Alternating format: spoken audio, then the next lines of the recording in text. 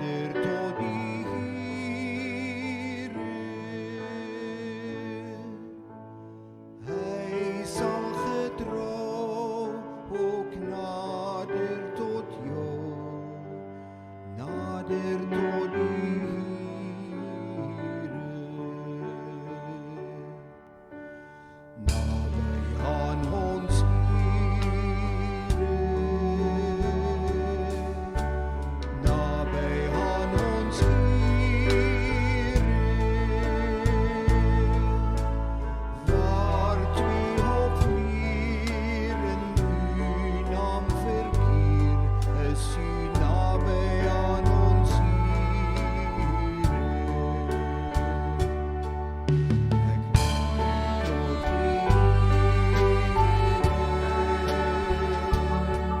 Ek nader tot die Here,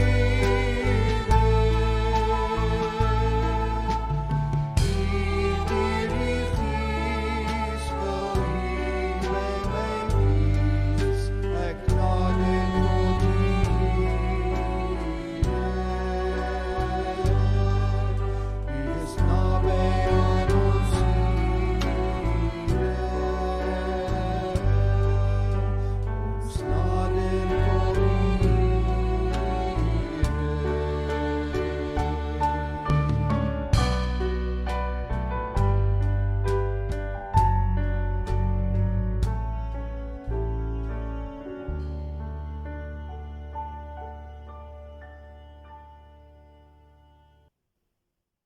Welkom by ons oujaarsdiens.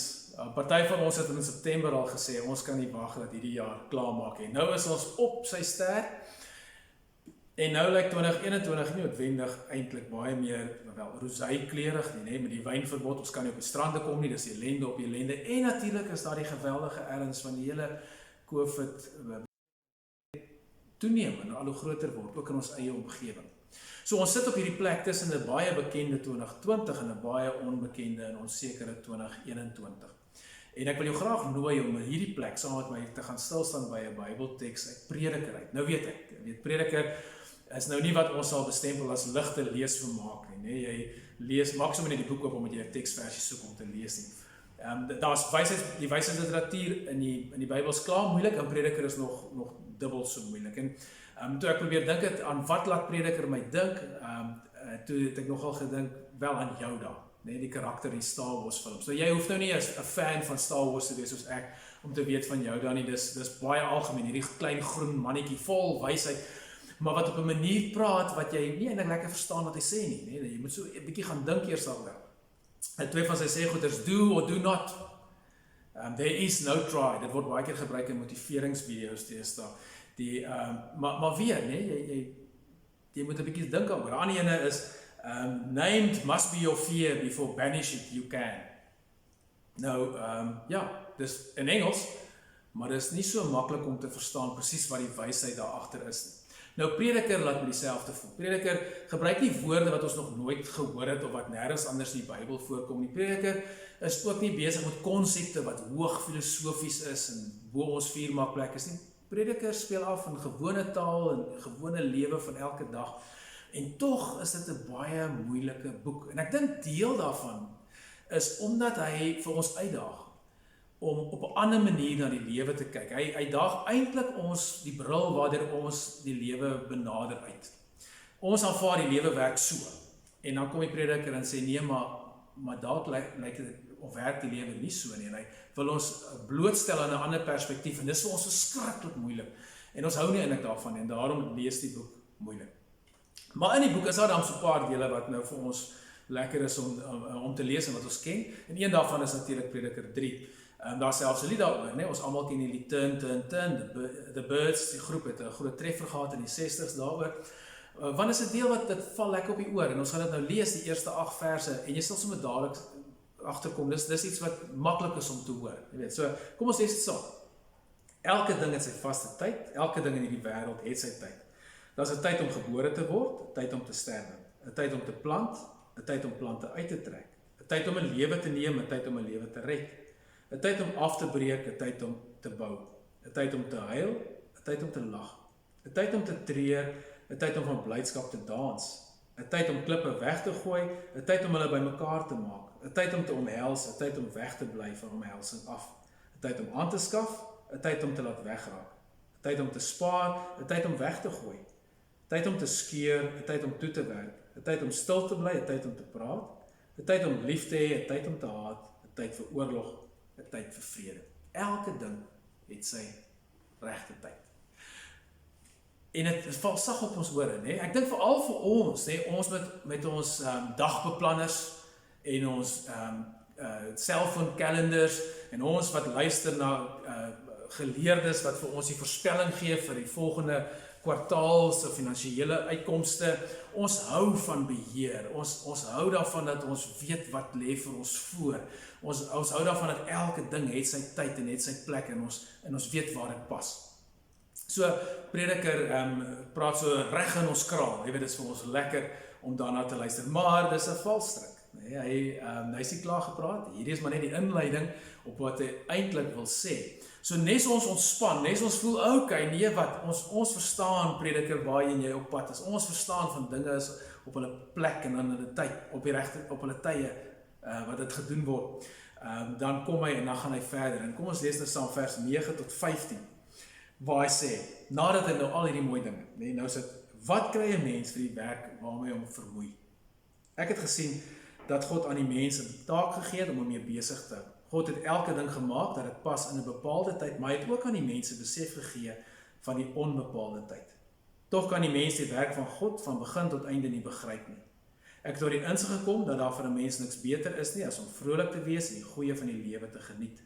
Dat 'n mens kan eet en drink en onder al sy arbeid nog die goeie kan geniet, ook dit is 'n gawe van God. Ek het tot die insig gekom dat wat God doen blywend is. Jy kan aan niks byvoeg nie, jy kan aan niks van wegneem nie. God doen dit sodat die mens vir hom ontzag sal hê. Wat is, was reeds, wat kom, was ook al reeds. God laat weer gebeur wat vroeër gebeur het. Minder sag, nee, dis baie jou daar, veral hierdie laaste vers, nee, wat is, was reeds, wat kom, was ook al reeds. God laat weer gebeur wat vroeër gebeur het. Hy verwys na, daar's bepaalde tyd en dan is daar onbepaalde tyd en ons het 'n besef daarvan, maar ons het ook nie beheer daaroor nie. En miskien is dit eintlik die punt. Dat want daar is 'n klomp gedagtes hier, maar die punt wat ek graag sou wil uitlig is dat die Prediker vir ons eintlik wil sê, weet jy wat? Die hele idee dat ons tyd onder beheer het en daarmee saam dat ons lewe onder beheer het, is 'n illusie. Dis 'n bril wat ons opsit en wat ons kies om te gebruik om na die wêreld te kyk en oor die wêreld te dink, maar dis hoegenaamd nie waar nie.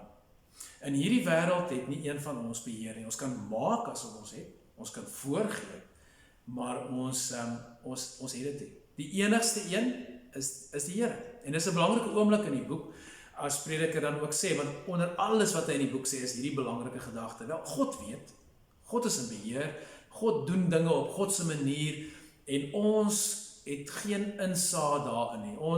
Ons kan kennis neem daarvan dat God op 'n sekere manier werk, maar ons kan dit nie keer nie, dis nie onder ons beheer nie. God gee ook aan niemand van ons 'n duidelike antwoord oor presies hoekom en waarom en hoe dinge werk. Dit bly die groot misterie wat ons lewe omring. So dis soort van die boodskap, of 'n groot deel van die boodskap, is dat ons het nie beheer nie. Selfs al weet ons daar's 'n God wat beheer het. Maar gelukkig is dit dan nie die enigste boodskap wat Prediker vir ons wil gee. Daar's nog 'n belangrike wysheid opgesluit in wat hy in hierdie gedeelte vir ons wil sê.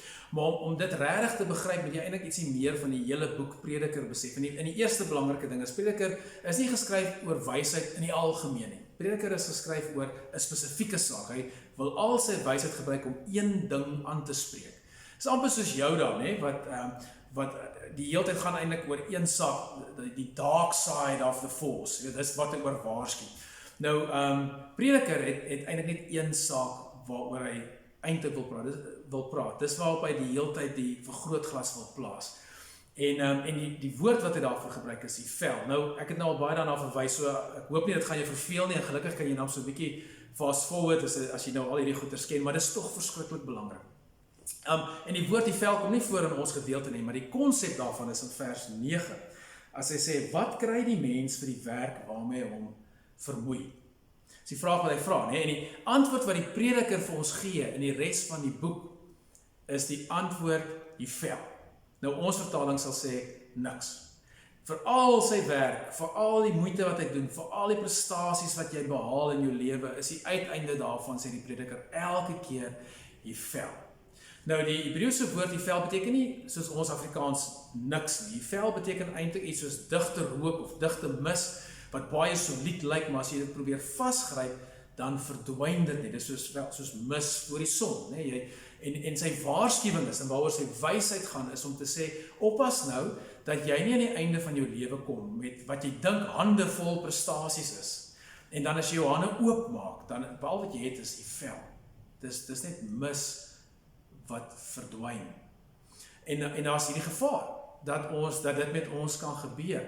En dan doen hy eintlik 'n soort van 'n navorsing. Hy doen 'n klomp dinge wat hy sê mense sê wat belangrik is. En dan aan die einde daarvan dan sê alles kom tot die vel. Alles kom tot niks. En so sy waarskuwing is om vir mense te sê oppas nou waaroor jou lewe gaan. En nou die belangrike ding van die vel is dis eintlik 90% van ons lewens. As hy dit uitlig, dan kom jy agter, maar dis al die goeders wat ons in ons dagbeplanners en ons kalenders skryf. Dis die goed wat ons in die nag wakker hou. Dis die dinge waaroor ons baie keer met mekaar gesels. Dis al die dinge, die dag tot dag goeders wat ons mee besig is en wat ons doen.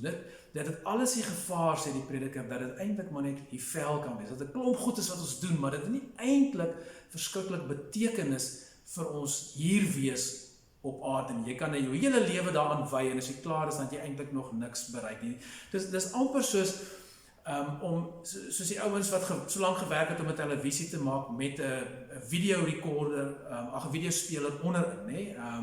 En die hele ding is net irrelevant. Niemand gaan so 'n televisie mee gebruik. Jy kan jou hele lewe werk en 'n klomp goed bereik en uiteindelik is dit irrelevant vir die res van die geskiedenis van die mensdom.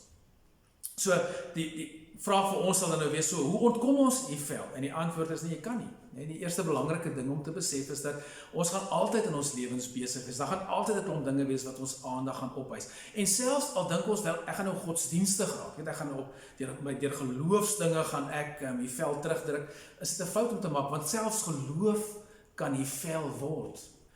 Selfs geestelike dinge kan eintlik maar net 'n klomp goed wees wat ons besig hou en wat ons op ons kalenders het en wat ons moet doen, maar wat ook eintlik sonder enige dieper betekenis vir ons lewe is.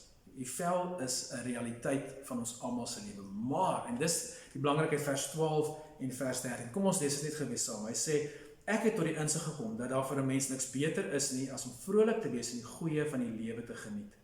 Dat die mens kan eet en drink en onder al sy arbeid nog die goeie kan geniet. Ook dit is 'n gawe van God. Hierdie laaste gedagte is 'n gawe van God. Die belangrike ding van die prediker is nie dat ons die vel in ons lewens het nie, maar is dat dit die enigste dinge is wat ons in ons lewens reken. Wat hy eintlik vir ons wil sê is, daar kom hierdie oomblikke, hierdie tye, en dit kom as geskenke in ons lewens in. Hierdie tye wat ons regtig uitkom by dinge wat die lewe die moeite werd maak. Dis 'n klomp dinge wat maar net gebeur en wat ons besig hou, is daar hierdie oomblikke.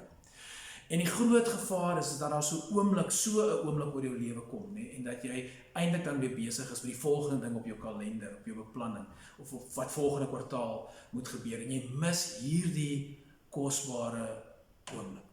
So, en met hierdie oomblik bedoel ons nou nie hedonistiese gee jouself vir die oomblik en moenie worry oor môre se hoofpyn nie. Want hy het dit ook probeer, nee? Hy het ook probeer om te sê, kom ek gee my oor aan plesier, en dit is ook maar net die vel. Jy weet, dat jy kan nooit genoeg daaraan kry.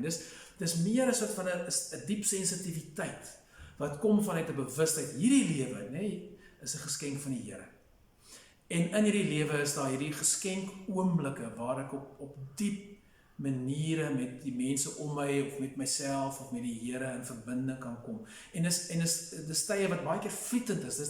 Dis miskien 'n uur of dis selfs net minute wat ek het, maar dis hierdie oomblikke wat uiteindelik regtig smaak gee aan my lewe. En die gevaar is dat ons so besig kan wees met die vel, met die ander dinge, dat ons hierdie oomblikke mis. En dis eintlik waaroor sy betoog in die hele boek gaan, is om vir ons te probeer sê, onthou nou net, ja, jy's besig, ja, jy het baie dinge, maar dan moet 'n tyd wees jy kan sê, wag 'n bietjie, hierdie is te kosbaar om te mis. Hier moet ek regtig 'n tydjie stil staan. Hierdie moet ek indrink, hierdie moet ek deel maak van my menswees.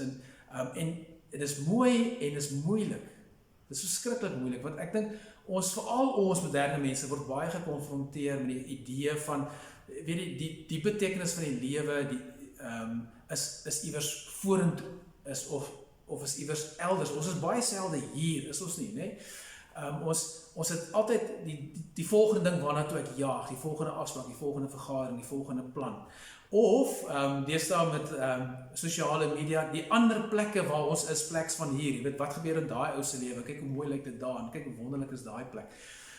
Pleks van om net vir 'n oomblik hier te wees. So dit is die een belangrike ding. Daar's hierdie kosbare, spesiale oomblikke.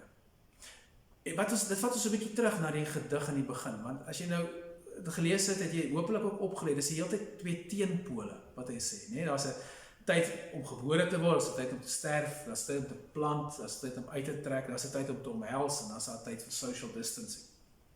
Die prediker sê eintlik daar's betekenisvolle oomblikke in elkeen van hierdie tye en die volle spektrum tussenin.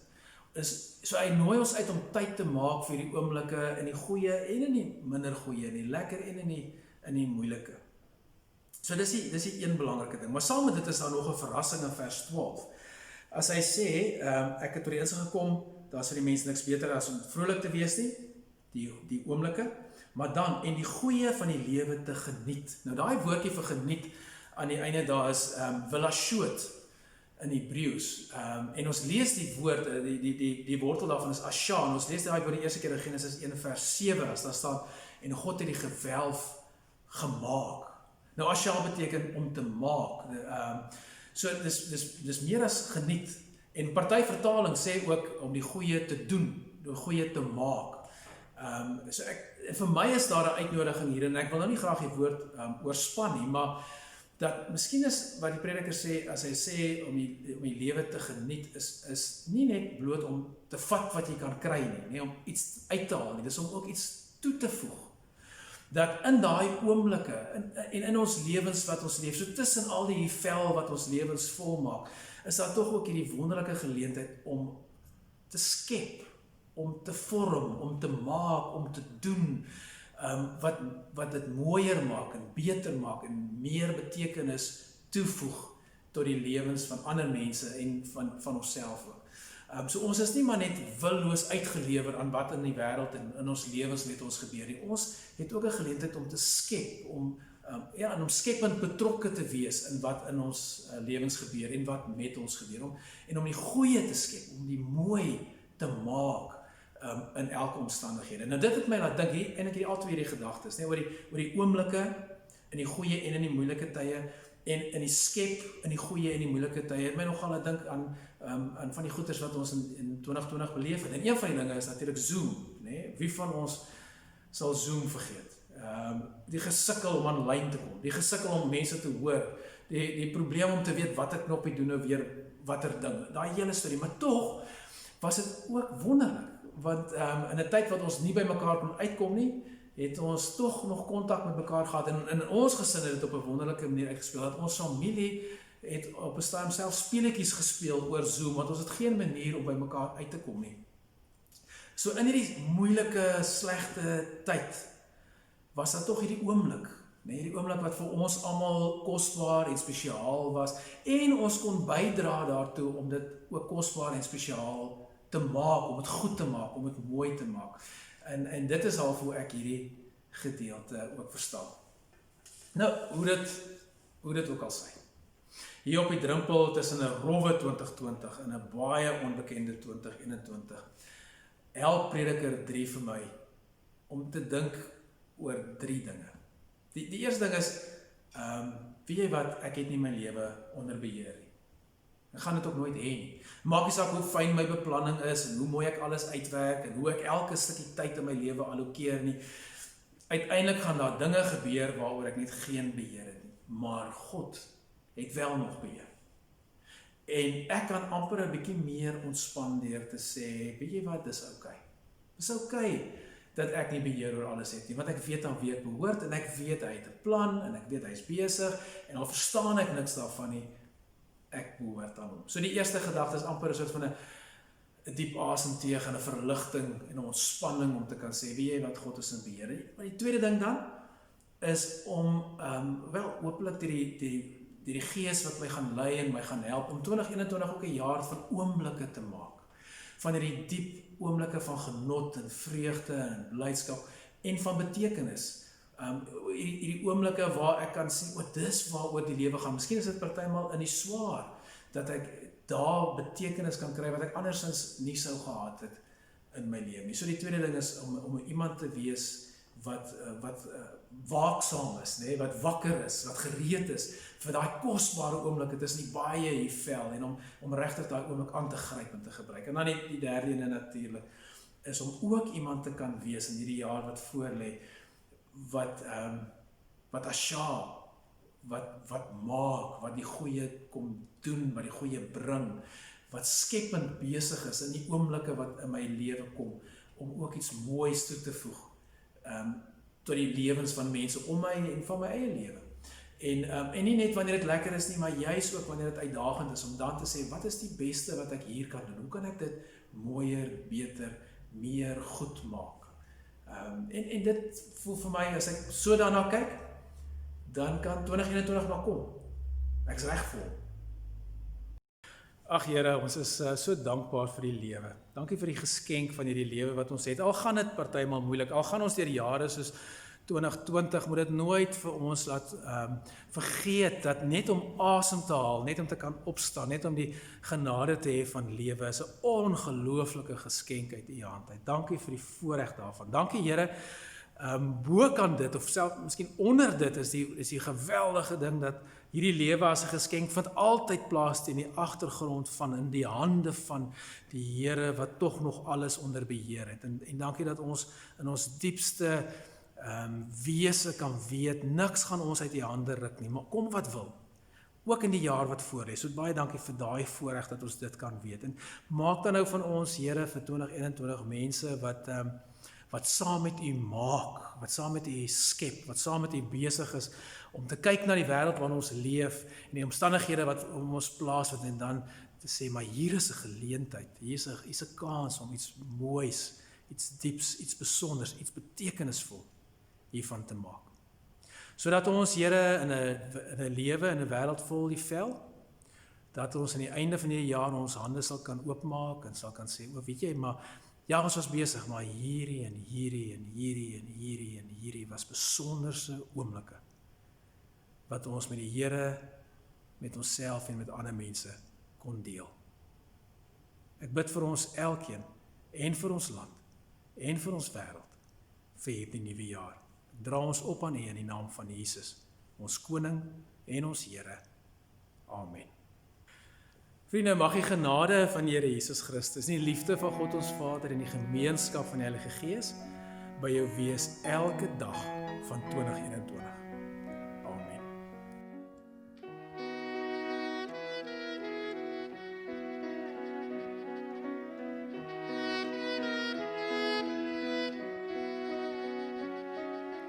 Nooit kan ons in ons stryd grensless sit altyd wat ons sal vashou. Glo eindeloos met hoop, net soos met die doop U liefde uitbou.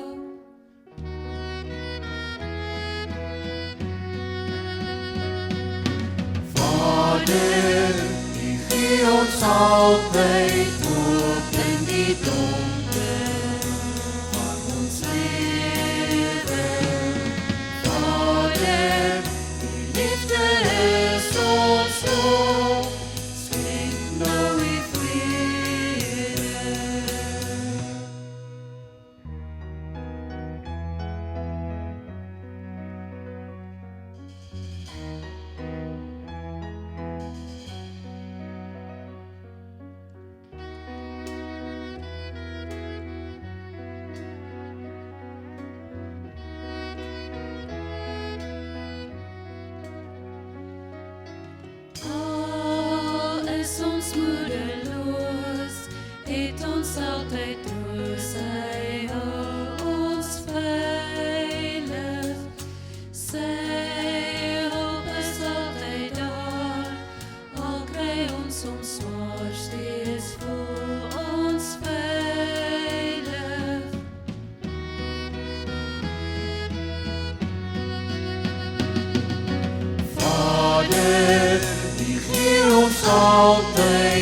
open die donker van ons lewe.